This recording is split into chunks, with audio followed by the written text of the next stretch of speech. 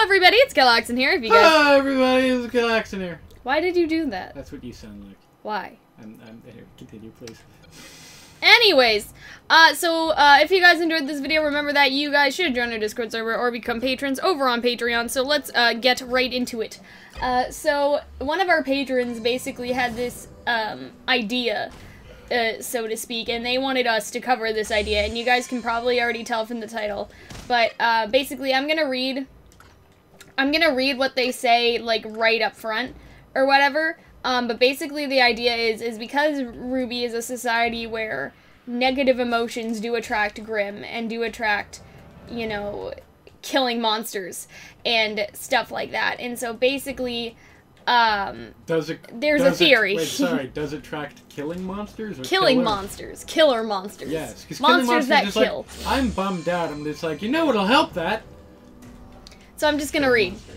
So, why do you guys think that Grimm seek out human fondness feeling negative emotions? Anger and sadness may not feel great, but they are natural and often indicative of a need not being met. They aren't bad things in of themselves. People who might be struggling or are in a vulnerable position of society, such as fondness, may be feeling those things the most. In my opinion, I think the Grimm were made to control the mortal population of Remnant to keep them in line at some point. Be happy, law-abiding citizens at all times, or the Grimm will eat you. It seems like a good way to clean up so-called undesirables of society without taking any blame.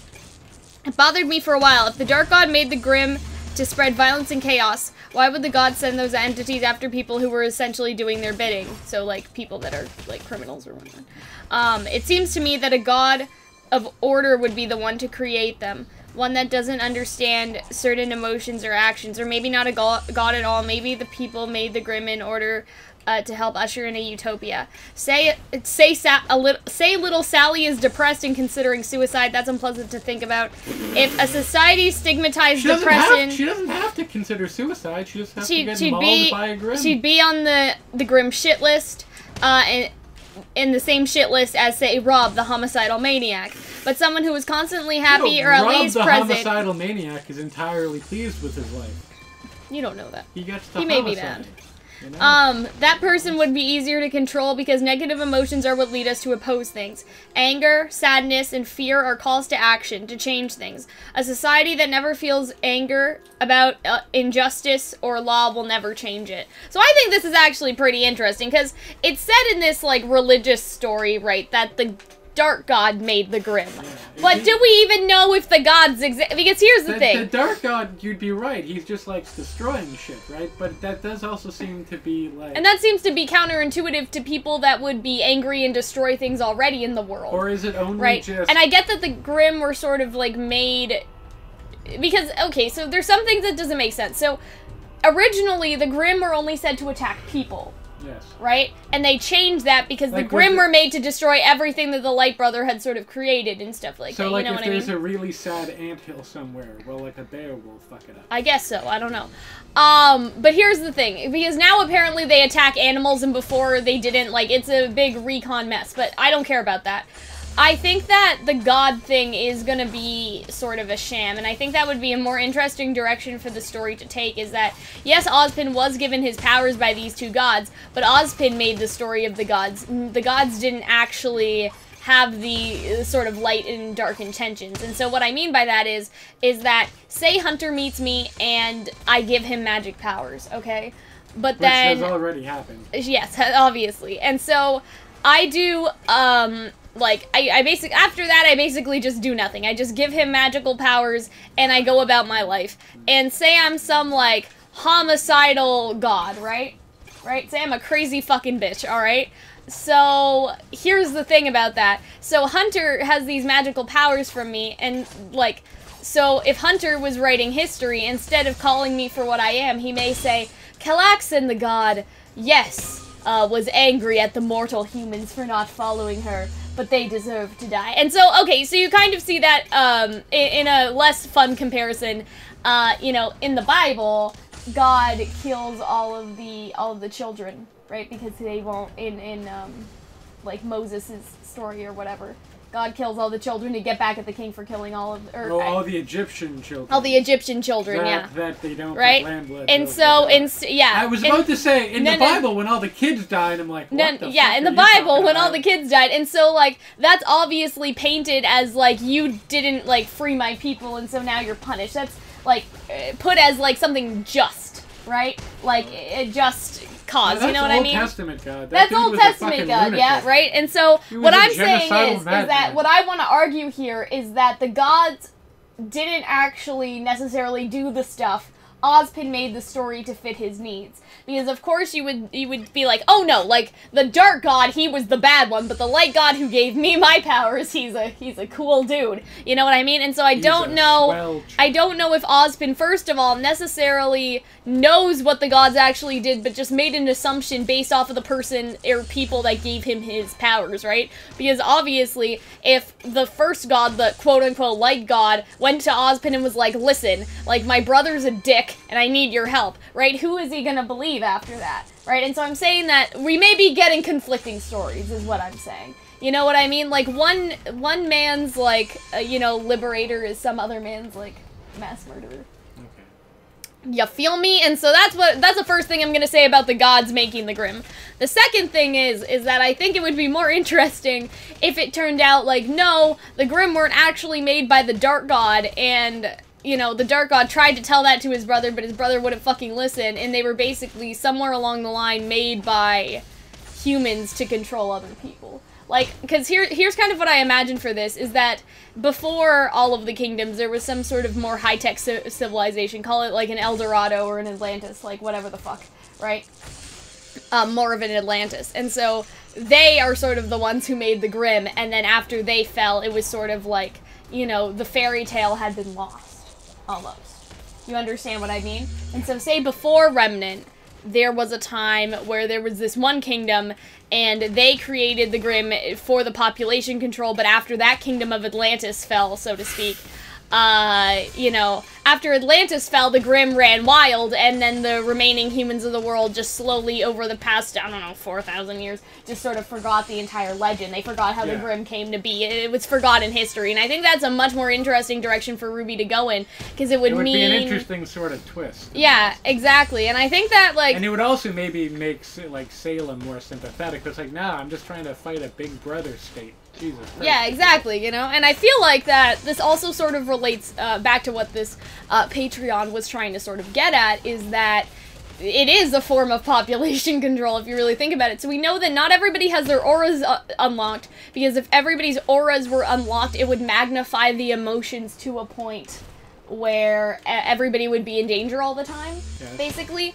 And so I wonder if maybe they intentionally could have unlocked the auras of people in order to make them get eaten by Grimm. Do you know what I mean? Sure. Like, to unlock the aura of criminals basically intentionally, and then throw them out into the wild, right? Because he makes a good point. Like, when people are unhappy and they're fighting against something that's unfair, they're obviously mad, right? And so the best way to make sure that people won't fight against you is to kind of create this entity where it's like, well, if you're sad, guess what, you're gonna die, right? And that only causes more conflict, because then, do you fight, were we born to fight and die, right? That's one of the lyrics in the song. You're so happy. You're so proud of yourself. Right, so it's sort of this question, because think of, like, the White Fang, for example. Do the White Fang just sort of sit there and take it? Or do the Faunus just sit there and take it? Or do they fight back with the risk of death?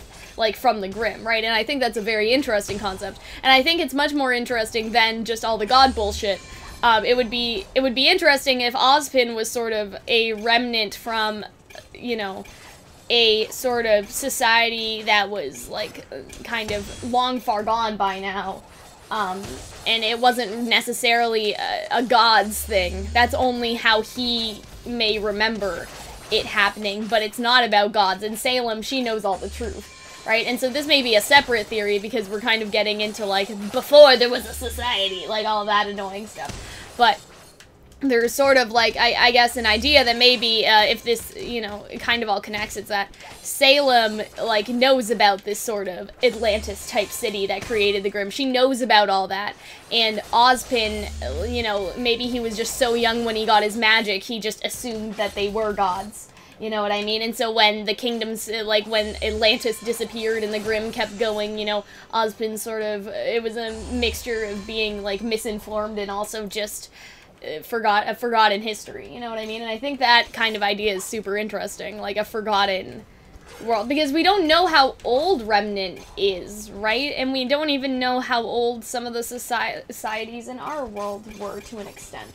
You know what I mean? Like, we don't... Yeah, there's a lot lost. There's a lot lost to history, and we don't actually know how advanced people were before certain events happened. Like, not that, but there are, like, we don't, yeah, well, actually, you know what, you are right. Because here's what I was thinking about, is the Library of Alexandria that burned down, and had all of the science shit in the world at that time. Yeah. And somebody had mapped out that we would be, like, basically, I don't know, like, by the Middle Ages, we may have been in, like, the 1930s. Like, in terms of technology and all that stuff. And, if we had kept the Library of Alexandria, if it hadn't burned down. And so there's all of those little things, and I really like talking about stuff like that. There's also stuff like ancient cities that were in, like, Mesopotamia had better drainage and sewer systems than were in, like, medieval Europe.